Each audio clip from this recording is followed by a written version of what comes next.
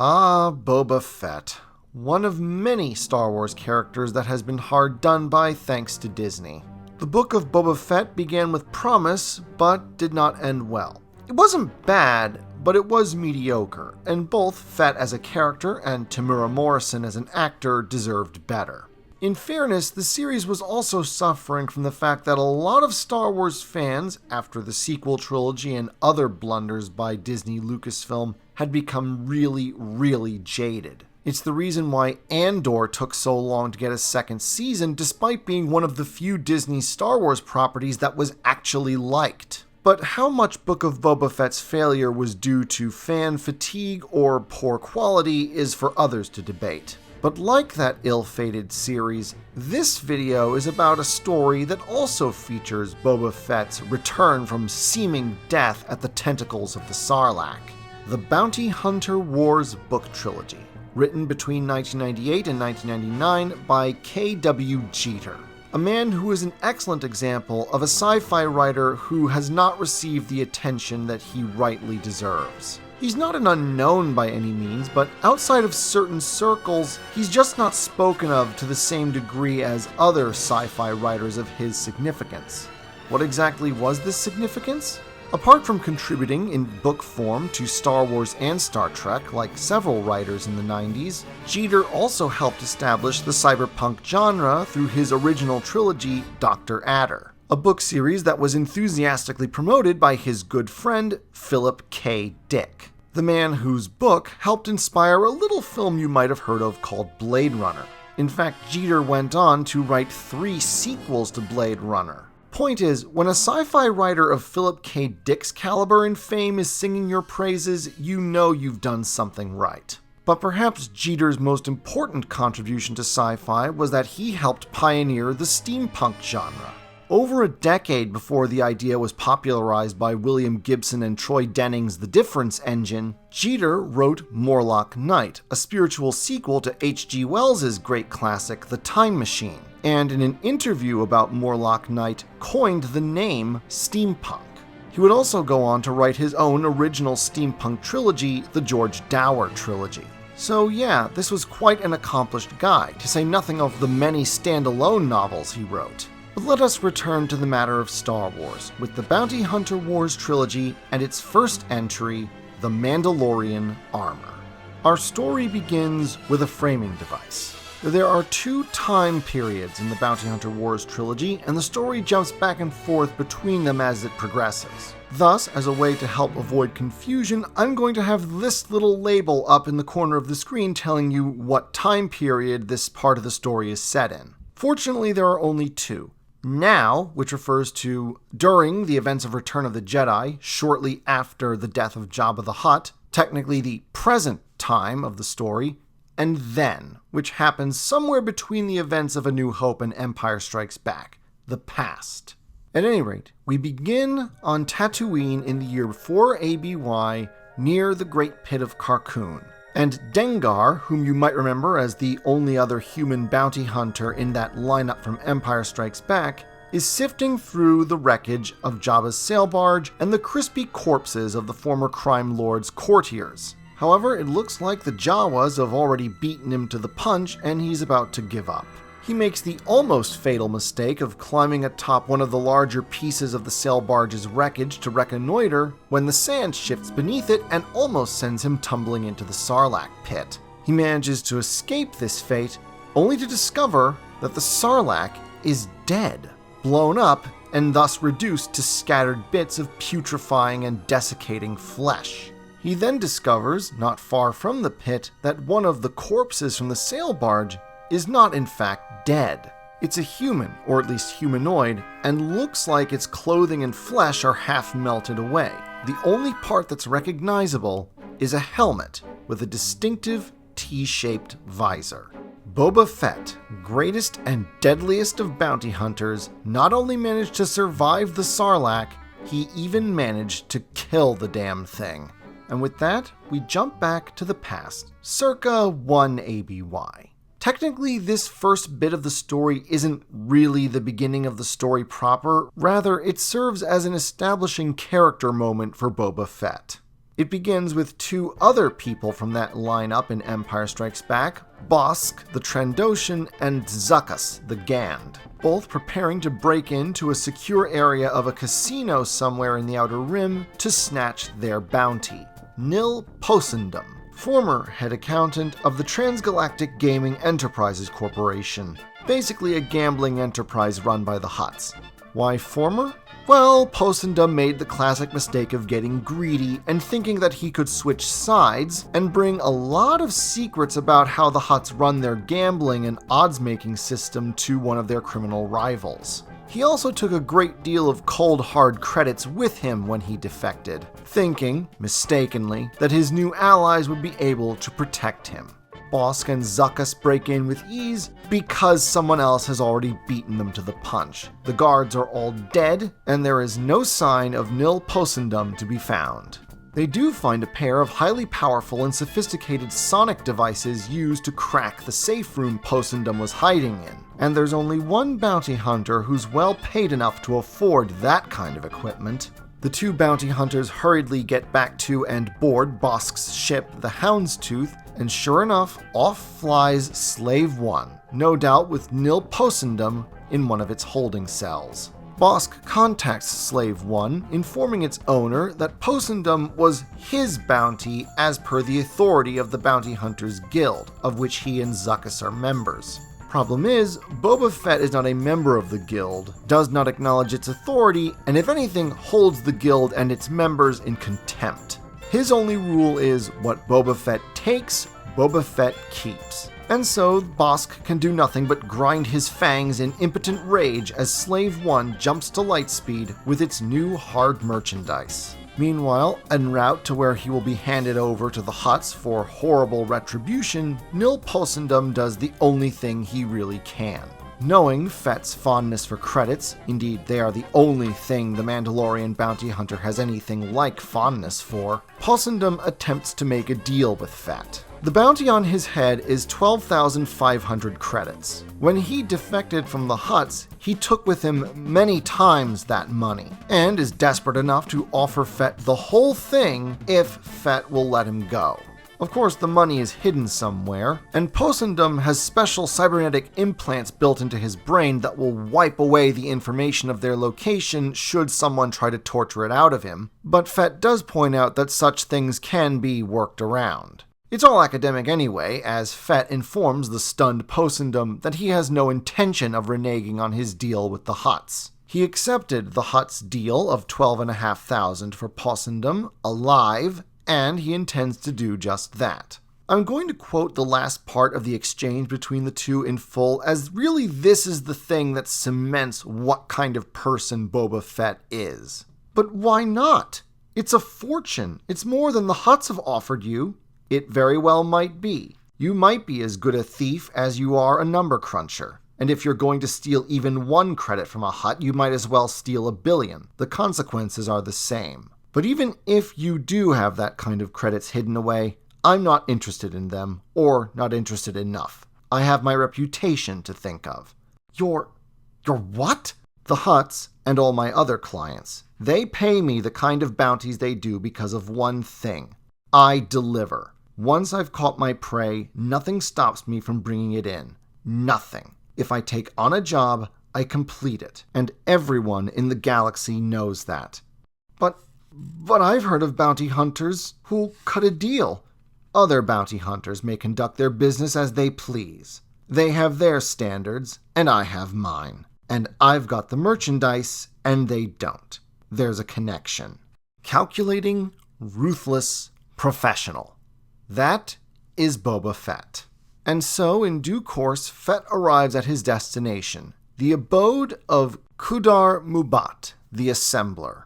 Imagine a spider-like alien about the size of Shelob from Lord of the Rings. Imagine it sitting in the middle of a giant cylindrical spider web floating in the middle of deep space. Only this web is not made of silk. It is made from Kudar Mubat's own extruded nervous system. And scuttling among the threads of that web are spiders of various sizes that are in fact subnodes of Kudar Mubat.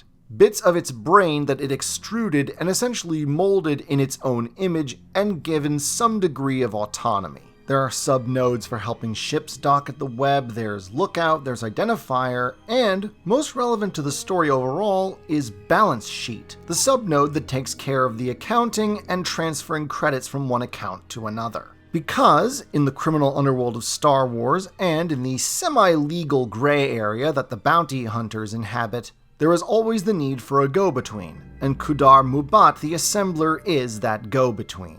Big money clients who wish to be discreet leave, in this case, the bounty hunter fee money with the assembler, while Khudar Mubat himself deals with the bounty hunters directly, naturally taking a cut of it for himself as per agreement. And so Boba Fett arrives at the web to drop off Nil Possendum so that Khudar Mubat can hold the wretched captive until he can be handed over to the one who originally put out the bounty. Fett gets his money and is about to leave when the assembler makes the bounty hunter an offer of his own, a plan to destroy the Bounty Hunters Guild by having Boba Fett join the Bounty Hunters Guild.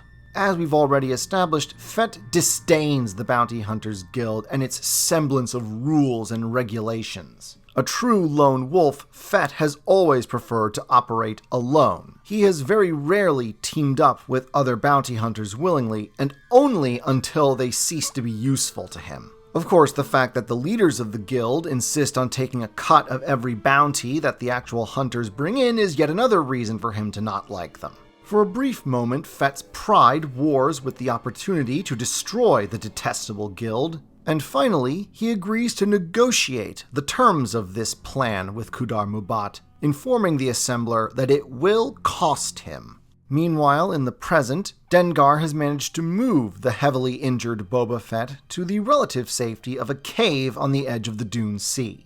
Why? Well, to make a long story short, in the short story Payback from the Tales of the Bounty Hunters anthology, Dengar met a woman and fell in love and is now determined to retire from bounty hunting and live with her. The problem is, Dengar owes a lot of money to a lot of nasty people. There's no way that he can retire and leave the bounty hunter's life behind until he can pay off those debts. And when he'd found Boba Fett half-eaten in the desert near the Great Pit of Carkoon, the heavily injured, if not dying man had actually managed to regain consciousness long enough to offer a partnership with Dengar. By saving and possibly even teaming up with Boba Fett, there is a chance that Dengar might be able to score big enough to finally pay off his debts and retire. Of course, he knows that this is a dangerous game. Many people have teamed up with Fett in the past before, and very rarely did it end well for them. The lucky ones were those who managed to keep their lives. And so, to protect his fiancée, one Manaru, Dengar has sent her away for her own safety, and has managed to recover 2 medical droids from Jabba the Hutt's now abandoned palace, one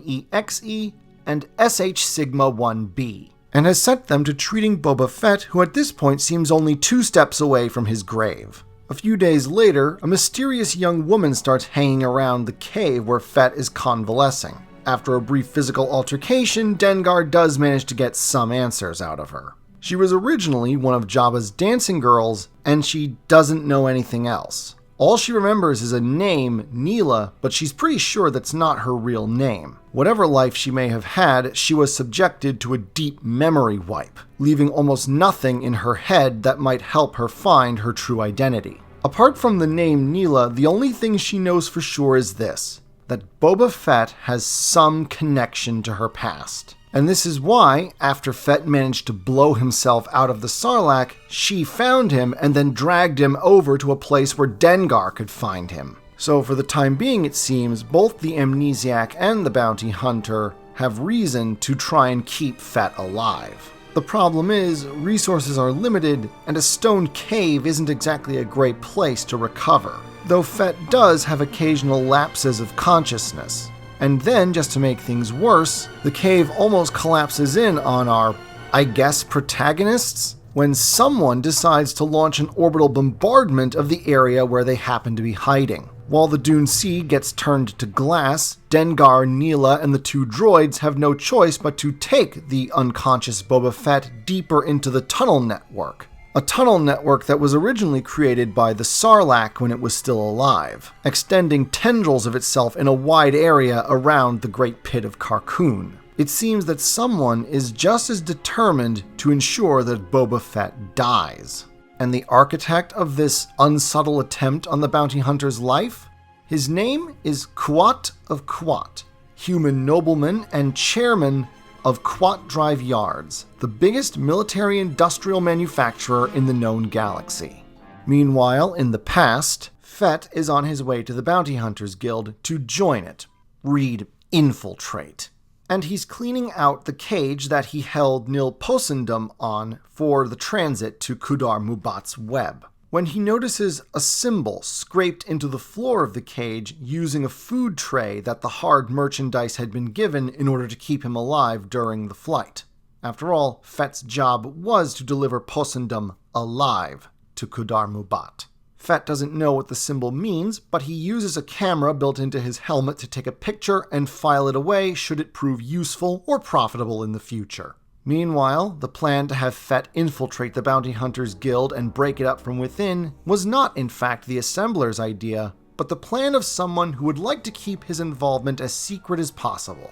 Prince Xizor, principal antagonist of the so-called franchise without a film Shadows of the Empire, and, secret to all but a few, the leader of Black Sun, the Star Wars galaxy's foremost criminal organization. And some time ago, before Fett's meeting with Kudar Mubat, he approached his nominal master, Emperor Palpatine, with a cunning plan. You see, Palpatine's long-term goal was to achieve total direct control of the galaxy.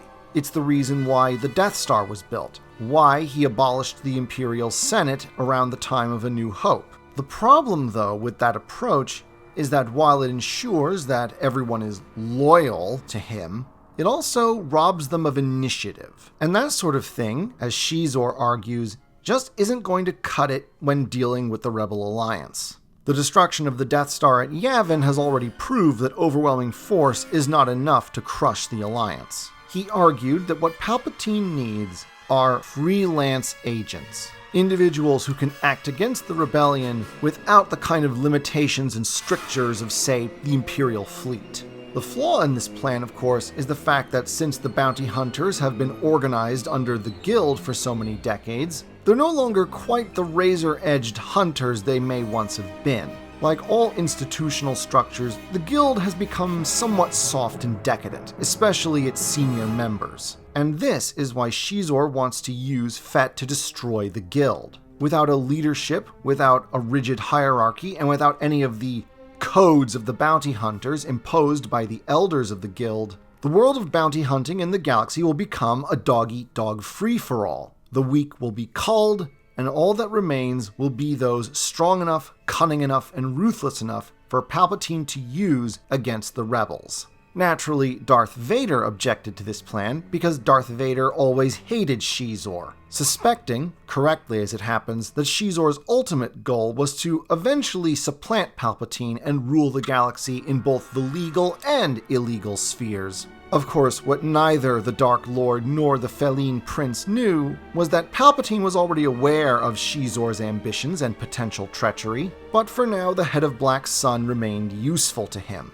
And so it pleased the Emperor to seem ignorant of Xizor's criminal connections and play him and Vader off against one another, because Vader's hatred of Xizor is pretty damn mutual. Without going too far into the events of Shadows of the Empire, Xizor holds Vader responsible for the death of his family. And apart from becoming ruler of the galaxy, the Feline's greatest ambition is to one day destroy Vader. At any rate, after some careful consideration, Palpatine approved of Xizor's plan, allowing the prince to put it into motion, with of course the stipulation that should it not work out as intended, Xizor would have some answering to do. One does not make promises to Palpatine and then under-deliver. Xizor knows full well that if he fails, Palpatine will not hesitate to set Vader on him, and that Vader would take great delight in personally choking the life out of Xizor. In fact, during the earlier sales pitch, while Shizor was trading barbs with Vader, the Sith Lord lost his temper briefly, and despite communicating with the Emperor and Shizor via hologram from somewhere else in the galaxy, Vader actually managed to reach out through the Force and force choke the Feline,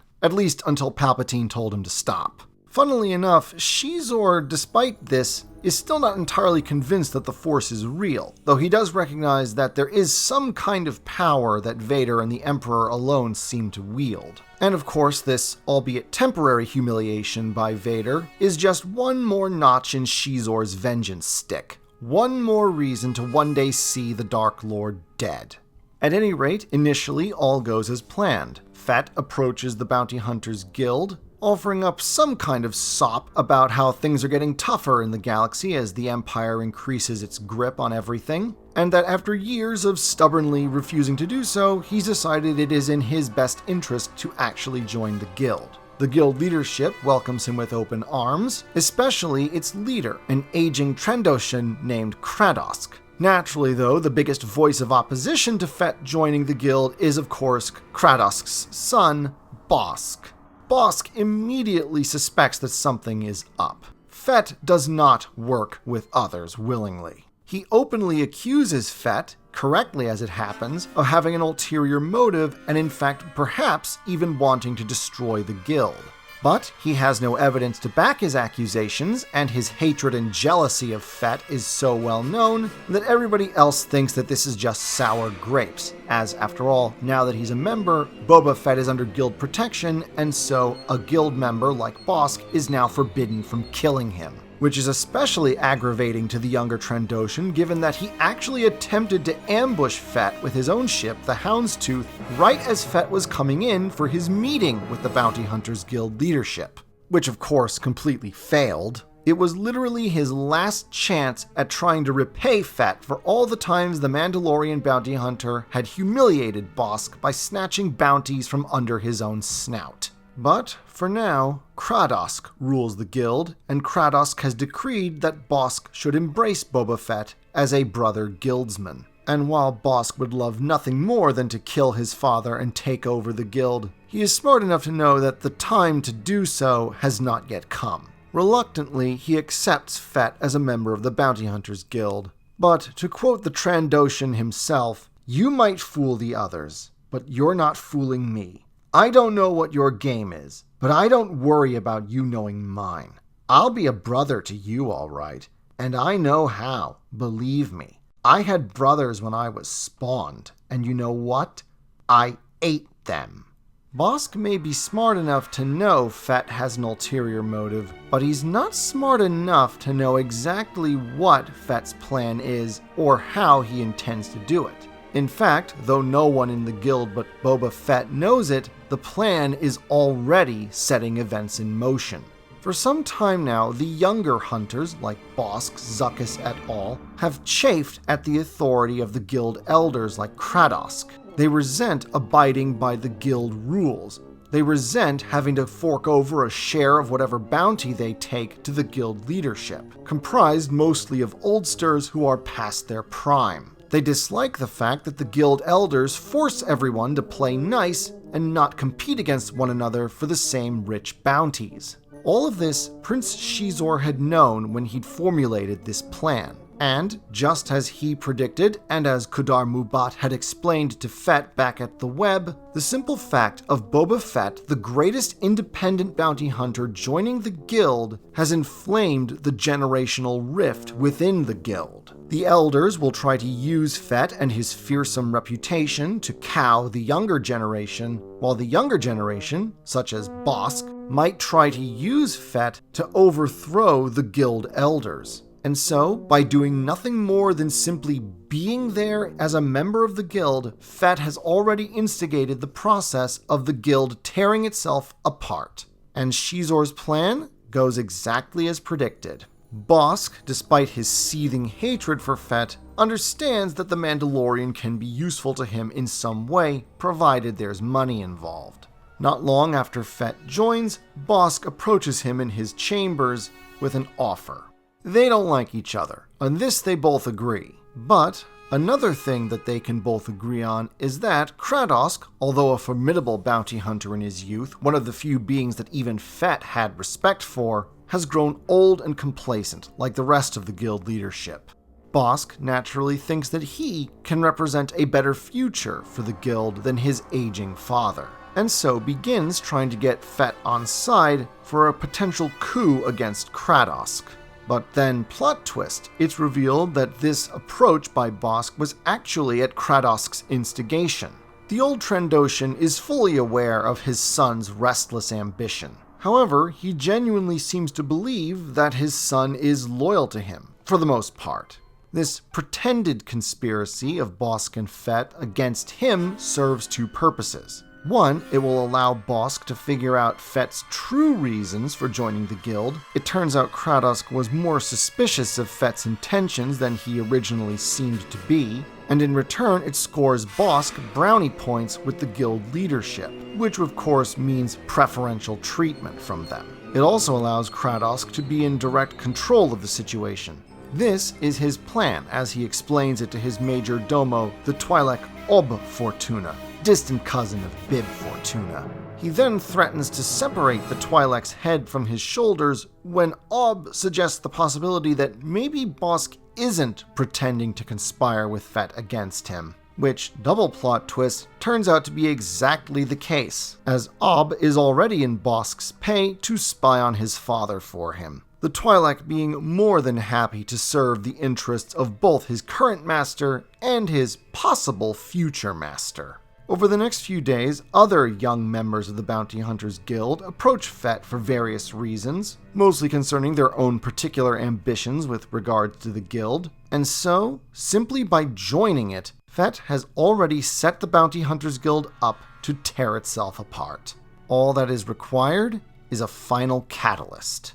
Meanwhile, in the present, Neela, Dengar, and the two droids manage to avoid various cave-ins as they retreat into the tunnel network beneath the Dune Sea, dragging the comatose Fett along with them. After wandering down there in the dark for a long while, avoiding, among other things, remnants of the Sarlac, when a sudden breeze leads them to a possible way to the surface.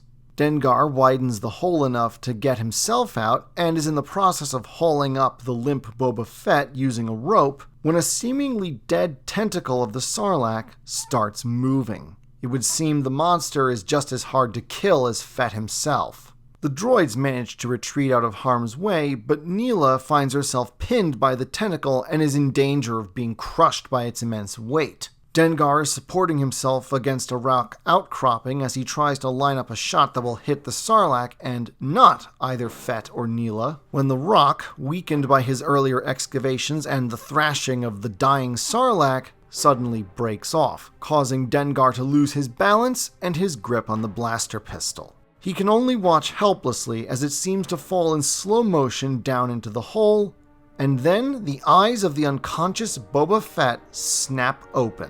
He grabs the falling blaster pistol and then pours fire into the tentacle until the Sarlac withdraws it with a howl of pain. And I wish to remind you all, he's doing this while being 3/4 dead. After that little misadventure, the bounty hunter's constitution seems to recover by leaps and bounds. After hauling Neela and the droids up to the surface, Fett actually leads them across the Dune Sea for several days to a place where he left a set of backup supplies, including a second set of armor and weapons. Because Boba Fett is a man who plans for all contingencies. They're not far from Mos Eisley, as it turns out, and so while Dengar goes into town to get supplies, Neela and the droids watch as Fett repairs and rearms himself. From Neela's perspective, it seems as though with each piece of new armor he puts on, Fett's weakness and frailty vanishes. By the time he's primed all his weapons and donned his Mandalorian helmet, he has gone from half-digested invalid to walking instrument of lethality, a testament, if nothing else, to his iron will. The medical droids, as is their programming, protest Fett's activities, as they might supposedly hinder his recovery. After all, Fett is a being of flesh and blood. But as Neela points out, when it comes to someone like him, it's not the human parts that make the difference, it's the other parts, whatever that happens to be. And this actually does tie into a detail about Fett that was mentioned in one of the earlier flashbacks, but I didn't mention it then because it wasn't wholly relevant.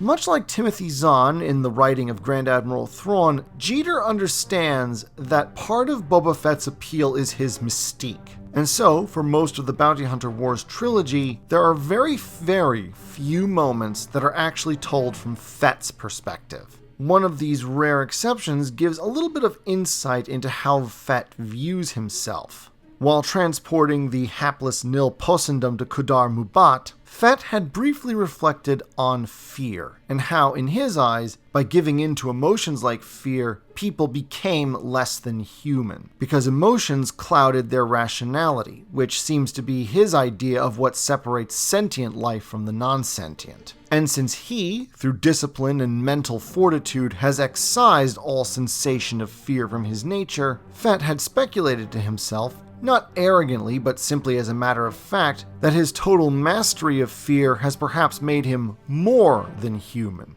Certainly more human than most.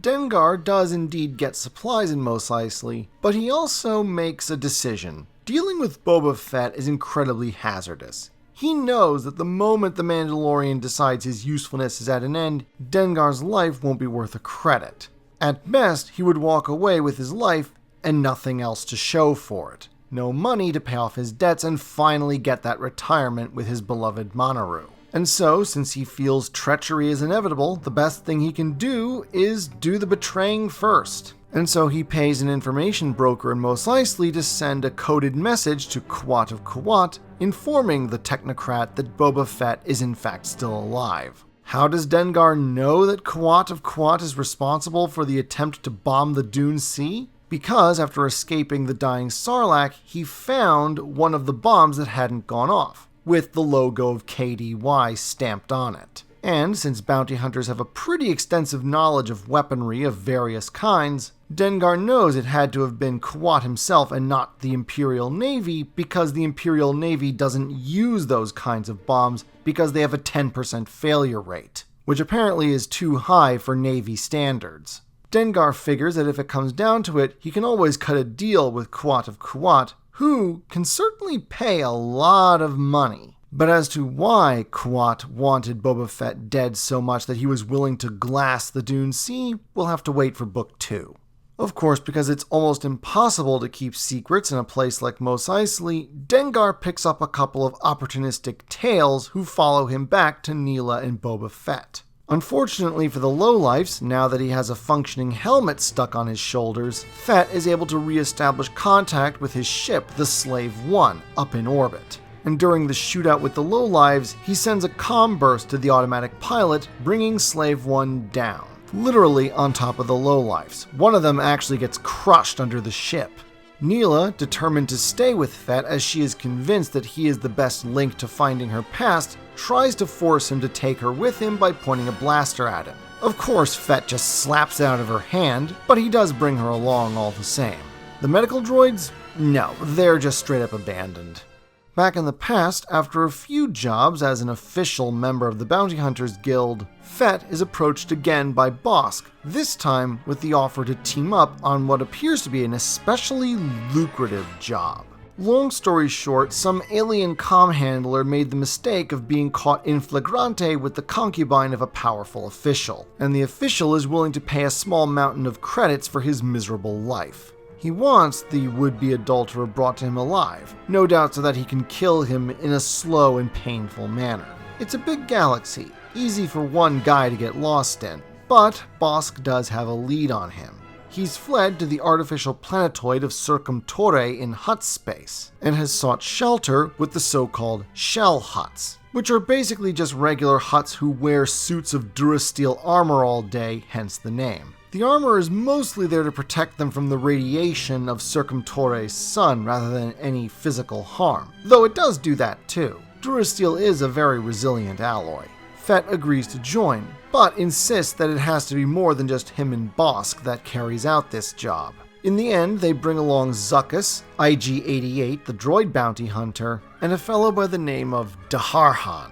To cut a long backstory short, and most of this derives from notes from the old Star Wars role-playing game, in order to resist an invasion of his world during the Clone Wars, Daharhan and several other members of his people underwent radical cybernetic augmentation, including, among other things, having his brain and vital organs removed and placed inside new compartments in his augmented frame, and a large-bore laser cannon mounted where his skull used to be. Forget sharks with laser beams attached to their heads. In this case, the laser beam is the head. The guy is literally a walking artillery piece. He also happens to be one of the few beings for whom Boba Fett seems to have any genuine respect for. At any rate, the crew goes to Circumé and are greeted by Gita the Hutt, an individual with whom Fett has a rather unfortunate history. To cut another long backstory short, one day Gita employed Emd Graves, one of the greatest architects in the galaxy, to build a fancy new reception hall at Circumé.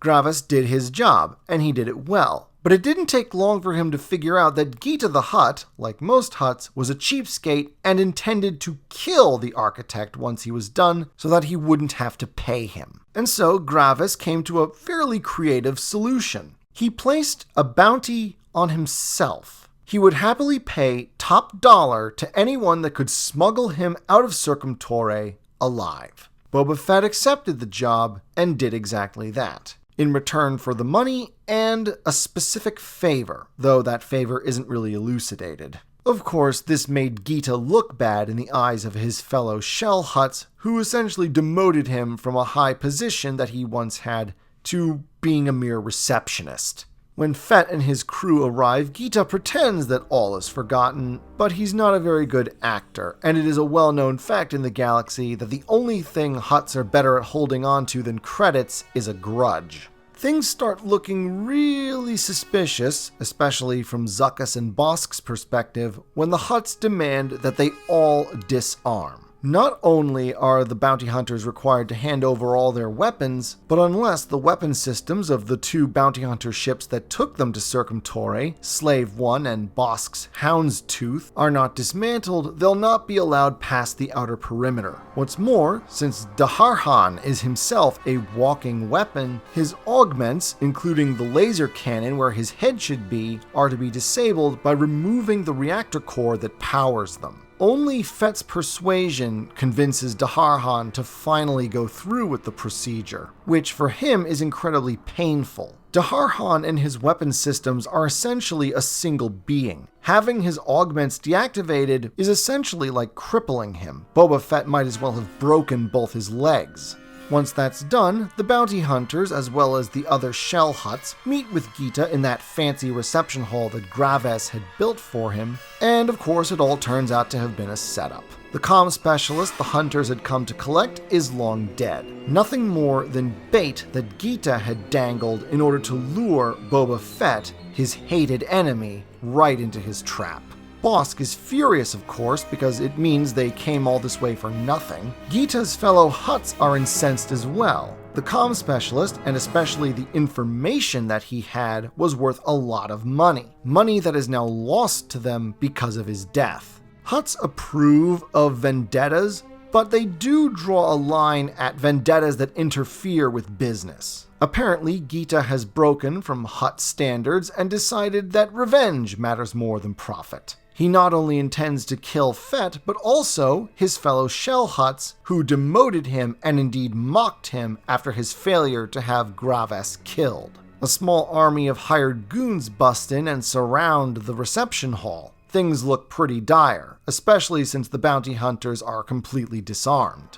But Fett is very much a man of contingencies and the long game. Like everyone else in the galaxy, he knew that Hutts like Gita have a tendency to hold grudges. And so when he agreed to smuggle the architect Graves out from under Gita's non-existent nose, in addition to the credits, he had the architect build a contingency into the reception hall on the off chance that he should ever have business at Circumé in the future. Gita makes the fatal mistake of mocking Fett as he types in a code sequence on his wrist pad. The Hutt thinks that Fett is trying to contact the disarmed Slave One.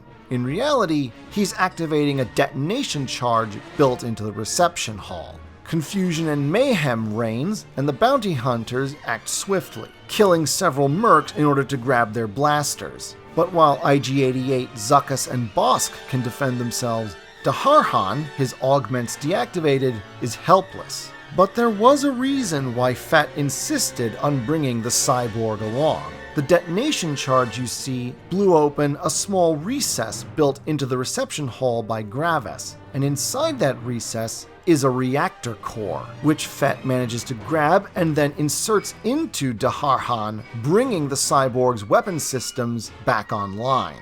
From that point on, while the other shell huts cower in their armor, the 5 bounty hunters, despite being outnumbered, effectively massacre the mercenaries. Those few that aren't killed eventually find enough smarts to realize that they're not being paid enough for this and surrender. Fett and IG-88 come through the fighting almost unscathed. Zuckuss and Bosk sustain injuries, though non-fatal. Unfortunately, Daharhan, as the largest and most dangerous of the bounty hunters, took the worst of the enemy fire and is mortally wounded. Naturally, the highlight of the fighting was when Boba Fett grabbed the injured Daharhan, managed to switch his laser cannon to manual, and then dragged him over to Gita before using that cannon to cook the treacherous Hutt in his own armor.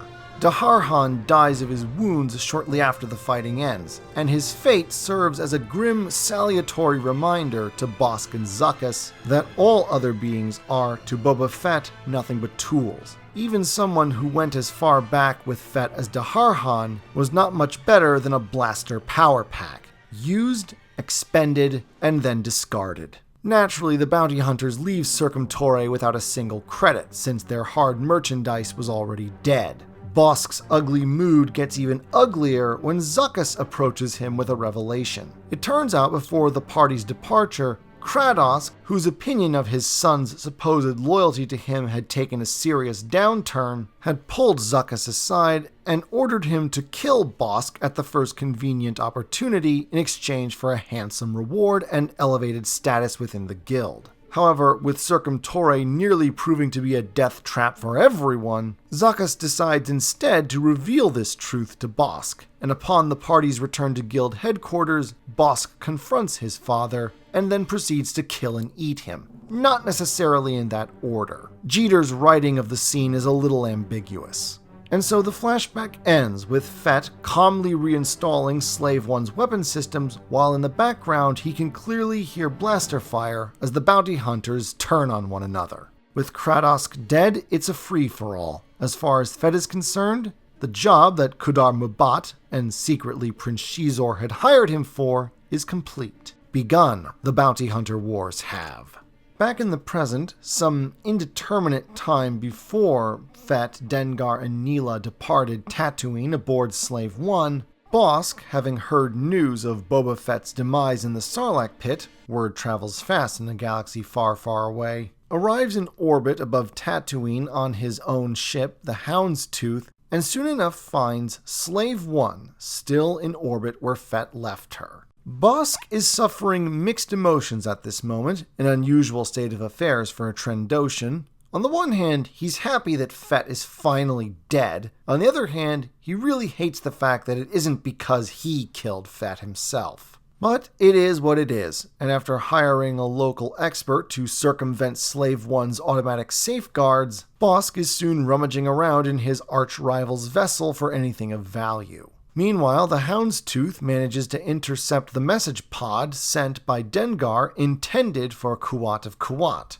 Initially, though, Bosk isn't interested in reading the message. He's found something a little more curious than that. In one of the compartments of Slave One, he finds what appears to be a rusted-out loader droid, only the rust is fake, and the loader droid isn't really a loader droid. It's little more than a shell containing some very high-level surveillance equipment. It also contains, among other things, a video recording of the stormtrooper attack at the Lars moisture farm, right up to the moment where Luke Skywalker arrived and found the charred remains of his guardians. The mystery deepens even further when Bosk discovers a pheromone sample inside the droid.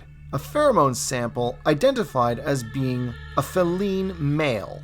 Bossk is a creature of action, not contemplation. Unable to immediately discern the point of all this stuff that Boba Fett seemed to have been keeping aboard his ship, he decides instead to return to the Hound's Tooth and read the messenger pod, which of course, to his consternation, proclaims that Boba Fett is still alive. This is really unwelcome news, and yet Bossk has no trouble believing it. Fett has managed to escape death many, many times before. It wouldn't be that surprising if he were to do so again.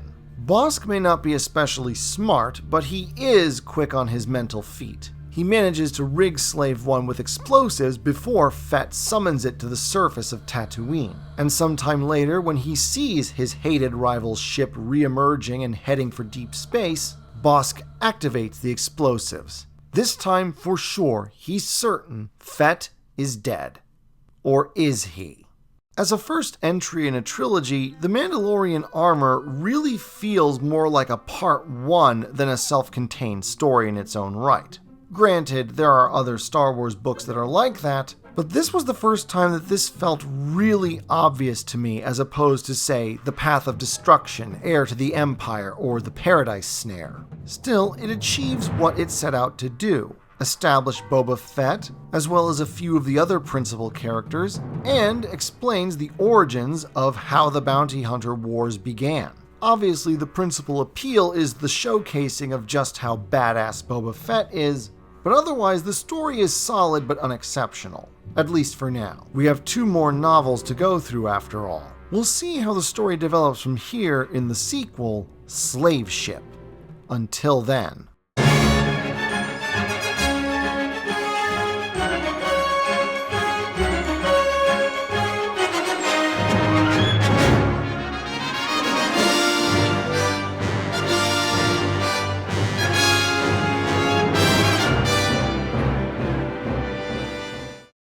It is the Sengoku Jidai. Besieged and surrounded by his enemies, a lord pays a group of men to see his only child to safety. But do they have the skill to ensure her safety? And can they even be trusted? For this is an age of honor and treachery, of blood and valor, of gold and steel. Now available at Amazon, Smashwords, and at StudioBrainstorm.net. Links in the description.